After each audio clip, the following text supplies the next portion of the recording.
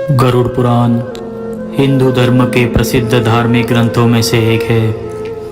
वैष्णव संप्रदाय से संबंधित गरुड़ पुराण सनातन धर्म में मृत्यु के बाद सद्गति प्रदान करने वाला माना जाता है।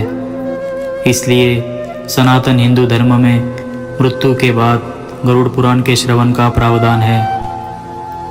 18 पुराणों में गरुड़ महापुराण का अपना एक विशेष महत्व है, क्योंकि इसके देव स्वयं विष्णु माने जाते हैं, इसीलिए यह वैष्णव पुराण है। गरुड़ पुराण के अनुसार हमारे कर्मों का फल हमें हमारे जीवन में तो मिलता ही है, परंतु मरने के बाद भी कार्यों का अच्छा बुरा फल मिलता है। इसी वजह से इस ज्ञान को प्राप्त करने के लिए घर के किसी सदस्य की मृत्यु के बाद का अवसर निर्धारित किया गया, ताकि उस समय हम जन्म मृत्यु से जुड़े सभी सत्य जान सके। वास्तविक तथ्य यह है कि गरुड़ पुराण में भगवान विष्णु की भक्ति का विस्तार से वर्णन मिलता है। विष्णु के 24 अवतारों का वर्णन ठीक उसी प्रकार इस पुराण में प्राप्त होता है, जिस प्रकार श्रीमद् भागवत में उपलब्ध होता है। आरंभ में मनु से सृष्टि की उत्पत्ति, ध्रुव चरित्र और 12 आदित्यों की कथा प्राप्त होती है। उसके बाद सूर्य और चंद्र ग्रहों के मंत्र, शिव पार्वती मंत्र, इंद्र से संबंधित मंत्र, सरस्वती के मंत्र और 9 शक्तियों के विषय में विस्तार से बताया गया है। गरुड़ पुराण में 19,000 श्लोक कहे जाते हैं, किंतु वर्तमान समय में कुल 7,000 श्लोक ही उपलब्ध है। इस पुराण का 2 भागों में रखकर देखना चाहिए। पहले भाग में विष्णु भक्ति और उपासना की विधियों का उल्लेख है तथा मृत्यु के उपरांत प्राय गरुड़ पुराण के श्रवण का प्रावधान है। दूसरे भाग में प्रेत कल्प का विस्तार से वर्णन करते हुए विभिन्न नरकों में जीव के पड़ने का वृत्तांत है।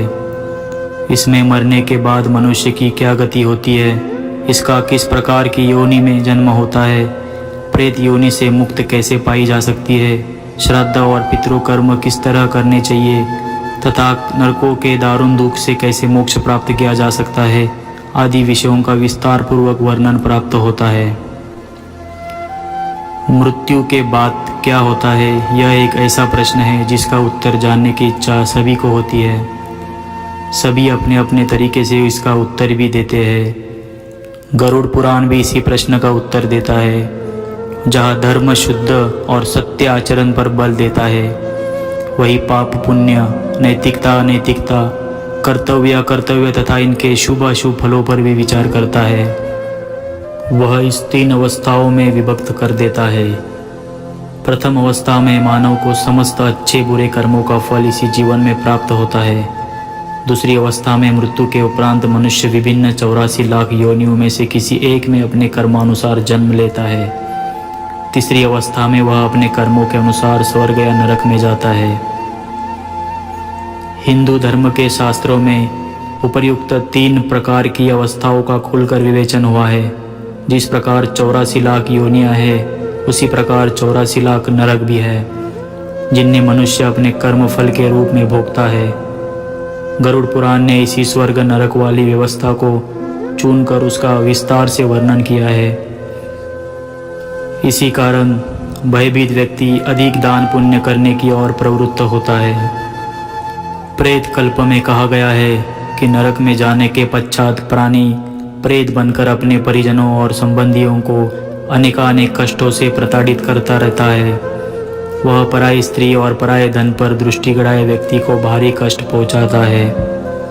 जो व्यक्ति दूसरों की संपत्ति हड़प कर जाता है, मित्र से द्रोह करता है, विश्वासघात करता है, ब्राह्मण अथवा मंदिर की संपत्ति का हरण करता है, स्त्रियों और बच्चों का संग्रहित धन छीन लेता है, पराई स्त्री से व्यभिचार करता है, निर्बल को सताता है, ईश्वर में विश्वास नहीं रखता, कन्या का विक्रय करता है, माता बहन पुत्री पुत्र स्त्री पुत्र बधू आदि के निर्दोष होने पर भी उनका त्याग कर देता है, ऐसा व्यक्ति प्रेत योनि में अवश्य जाता है। उसे अनेकानेक नरकीय कष्ट भोगना पड़ता है, उसकी कभी मुक्ति नहीं होती। ऐसे व्यक्ति को जीते जी अनेक रोग और कष्ट घेर लेते हैं। व्यापार में हानि, गर्भनाश, गृह कलह, ज्वर, कृषि की हानि, संतान मृत्यु आदि से वह दुखी होता रहता है। अकाल मृत्यु उसी व्यक्ति की होती है जो धर्म का आचरण और नियमों का पालन नहीं करता तथा जिसके आचार विचार दूषित होते हैं।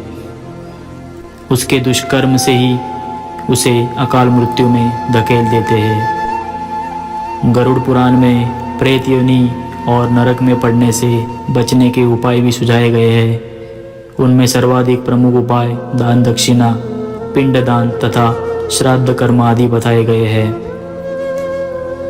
सर्वाधिक प्रसिद्ध प्रेत कल्प के अतिरिक्त इस पुराण में आत्मज्ञान के महत्व का भी प्रतिपादन किया गया है।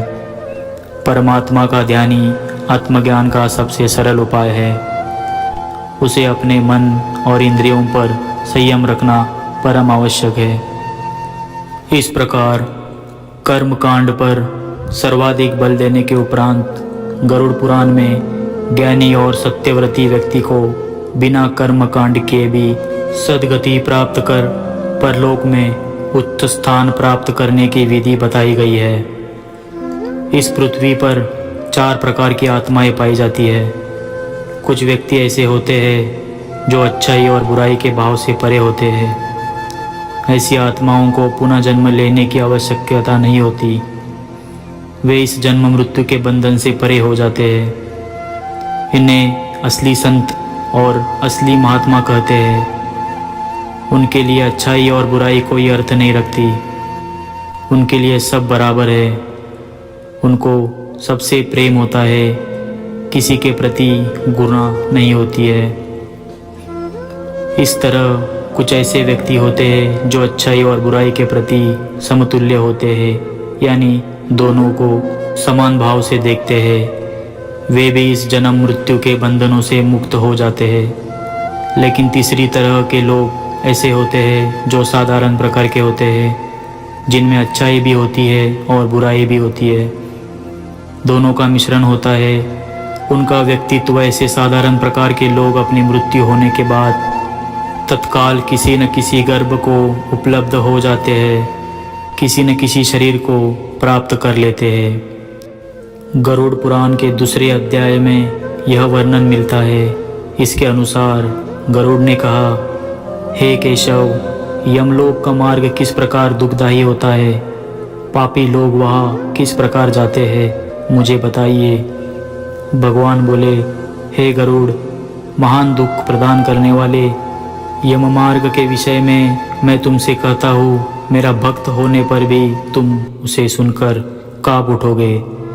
यम मार्ग में वृक्ष की छाया नहीं है, अन्न आदि भी नहीं है, वहाँ कहीं जल भी नहीं है। वहाँ प्रलय काल की भांति 12 सूर्य तपते हैं। उस मार्ग से जाता हुआ पापी कभी बर्फीली हवा से पीड़ित होता है तो कभी कांटे चुभते हैं, कभी महाविषधर सर्पों द्वारा डसा जाता है, कहीं अग्नि से जलाया जाता है, कहीं सिंहों, व्याघ्रों और भयंकर कुत्तों द्वारा खाया जाता है, कहीं बिच्छुओं द्वारा डसा जाता है। गरुड़ इसके बाद वह भयंकर असिपत्रवन नामक नरक में पहुंचता है जो 2000 योजन के विस्तार वाला है। यह वन कौवों, उल्लू, गीदों, सर्गों तथा डांसों से व्याप्त है। उसमें चारों ओर दावाग्नि है। वह जीव कहीं अंधे कुएं में गिरता है, कहीं पर्वत से गिरता है, कहीं चूरे की धार पर चलता है, कहीं कीलों के ऊपर चलता है, कहीं घने अंधकार में गिरता है, कहीं उग्र जल में गिरता है, कहीं जोकों से भरे हुए कीचड़ में गिरता है, कहीं तपी हुई बालुका से व्याप्त और धकधकते ताम्रमय मार्ग, कहीं अंगार राशि, कहीं अत्यधिक धुएं से भरे मार्ग पर उसे चलना पड़ता है। कहीं अंगार वृष्टि, कहीं बिजली गिरने, शिलावृष्टि, कहीं रक्त की, कहीं शस्त्र की और कहीं गर्म जल की वृष्टि होती है। कहीं खारे कीचड़ की वृष्टि होती है, कहीं मवाद, रक्त तथा विष्ठा से भरे हुए तालाब है। यम मार्ग के बीचों बीच अत्यंत उग्र और घोर वैतरणी नदी बहती है। वह देखने पर दुखदायिनी है। उसकी आवाज़ भय पैदा करने वाली है। वह 100 योजन चौड़ी और पीप तथा रक्त से भरी है। हड्डियों के समूह से उसके तट बने हैं। यह विशाल घड़ियालों से भरी है। हे गरुड़, आए पापी को देखकर वह नदी ज्वाला और धूम से भरकर कड़ाह में खौलती घी की तरह हो जाती है। यह नदी सुई के समान मुख वाले भयानक कीड़ों से भरी है। वज्र के समान चोंच वाले बड़े बड़े गिद्ध है। इसके प्रवाह में गिरे पापी हे भाई, हाँ पुत्र, हाँ तात कहते हुए विलाप करते हैं। बहुत से बिच्छू तथा काले सांपों से व्याप्त उस नदी के बीच में गिरे हुए पापियों की रक्षा करने वाला कोई नहीं है। उसके सैकड़ों हजारों भंवरों में पड़कर पापी पाताल में चले जाते हैं। क्षण भर में ही ऊपर चले जाते हैं। कुछ पापी पाश में बंधे होते हैं, कुछ अंकुश में फंसा कर खींचे जाते हैं और कुछ कोवों द्वारा खींचे जाते हैं। वे पापी गर्दन हाथ पैरों में जंजीरों से बंधे होते हैं। उनकी पीठ पर लोहे के भार होते हैं। अत्यंत घोर यमदूतों द्वारा मुग्दरों से पीटे जाते हुए रक्त वमन करते हैं तथा वमन किए रक्त को पीते हैं। इस प्रकार 17 दिन तक वायु वेग से चलते हुए 18वें दिन वह प्रेत सौम्यपुर में जाता है। गरुड़ पुराण का यह वर्णन जाहिर है कि मनुष्य को धर्मचरण और पाप से दूर रखने के लिए ही रचा गया होगा। वास्तव में गरुड़ पुराण की समस्त कथाओं और उपदेशों का सार यह है कि हमें आसक्ति का त्याग कर वैराग्य की ओर प्रवृत्त होना चाहिए तथा सांसारिक बंधनों से मुक्त होने के लिए एकमात्र परमात्मा की शरण में जाना चाहिए। यह लक्ष्य प्राप्ति कर्मयोग, ज्ञान अथवा भक्ति द्वारा किस प्रकार हो सकती है, इसकी विशद व्याख्या इस ग्रंथ में हुई है। मनुष्य इस लोक में जाने के बाद अपने पारलौकिक जीवन को किस प्रकार सुख समृद्ध एवं शांतिप्रद बना सकता है तथा मृत्यु के बाद उस प्राणी के उद्धार के लिए पुत्र पौत्रादि पारिवारिक जनों का क्या कर्तव्य है, इसका विशद वर्णन भी यहाँ प्राप्त होता है। इस गरुड़ पुराण के श्रवण और पठन से स्वाभाविक ही पुण्य लाभ होता है और मनुष्य को यथार्थ ज्ञान भी हो जाता है।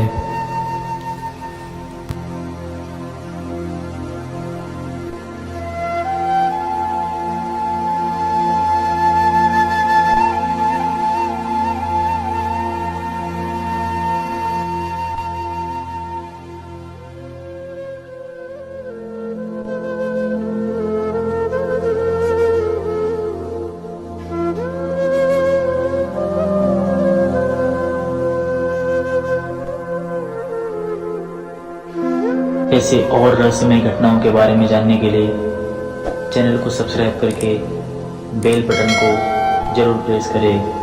धन्यवाद।